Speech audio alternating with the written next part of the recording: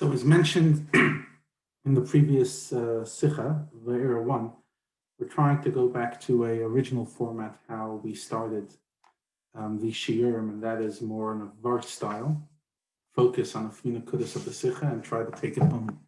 So on Vaera Beis, if you think about the 2 points that might stick in your memory after you learn the Sicha, unless you have a photographic memory and you remember all the Sichas, there's 2 points that really stand out. Number one is the unbelievable chiddush of the Rebbe, that al pi Rashi, that according to Rashi, Pshut Shel Mikra, the simple reading of the text,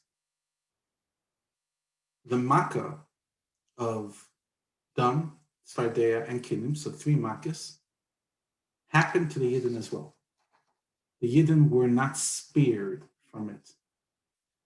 The Rebbe goes through a very lengthy commentary. I mean, this is a long Sicha, it's 10 pages long, and really digging into the one of Arov, the Makkah of Arov, that Dafka in Arov, certain things are introduced, which seems to imply that something unique happened by Arov that not others.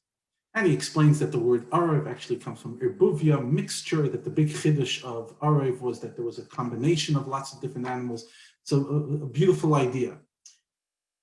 But like what really drew me in is this idea that the Rebbe leads, especially in Ois Yud, was that the Makkos of 1, 2, and 3 happened to the Yidden.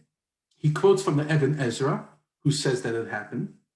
The Radvaz negates the Even Ezra emphatically, and he literally asur lahamin davar kazer. How could you believe something like this?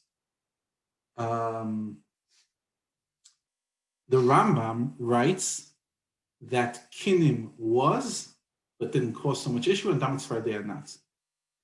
And the Rebbe proves that Rashi, in Pshut Shel Mikra, the fact that he doesn't address why it says V'yiflesi, I'll create a separation by Arei versus the first view, that Rashi agrees with the Even Ezra.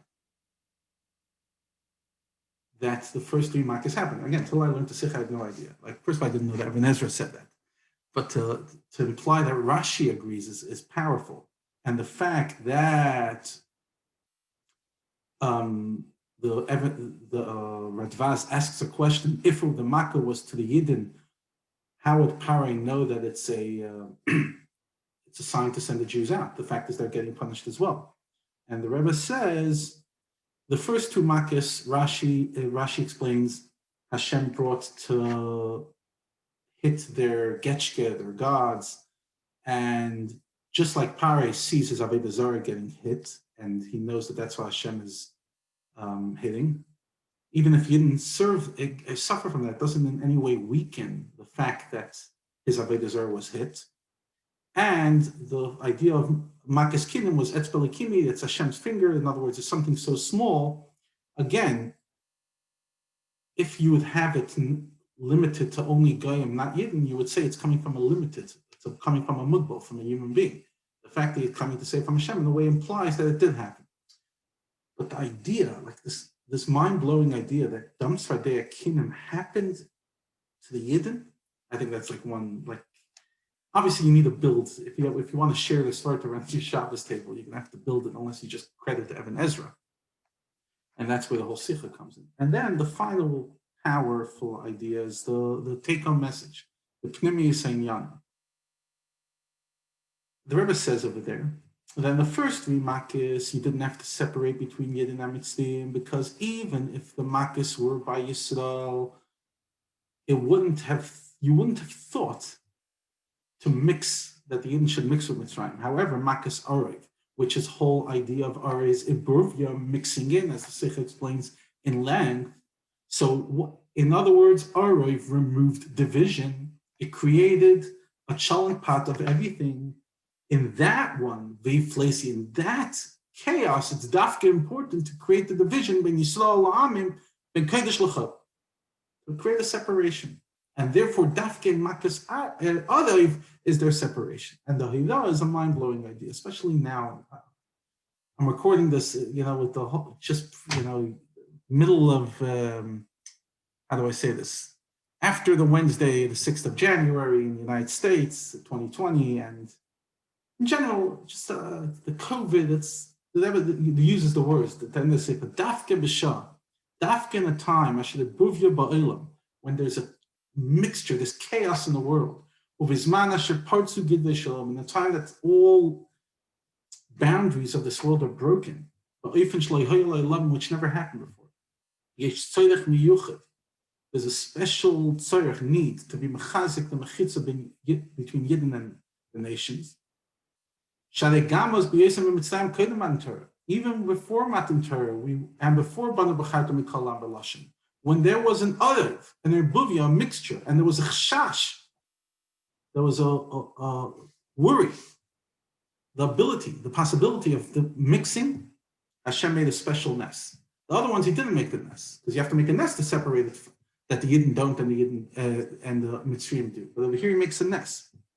Allah is coming how much more to in our times. And this Havdalah happened to all the Yidden, even those who didn't want to leave the Mitzrayim. In other words, the lesson is that this division has to be to every single Yid.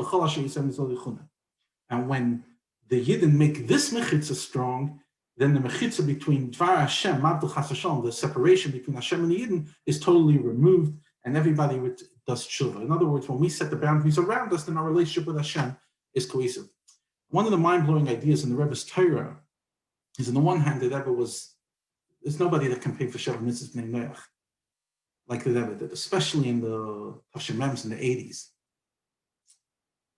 Fundamental idea of the Sakin Elam Malchus and Dalad Yud to bring L'havdei Kulam Shechem Echad, everyone should serve Hashem. But the same Rebbe that said that and gave out dollars on Sunday to Yidden and Goyim alike also fought to Miyu Yehudi and other campaigns with such veracity, with such.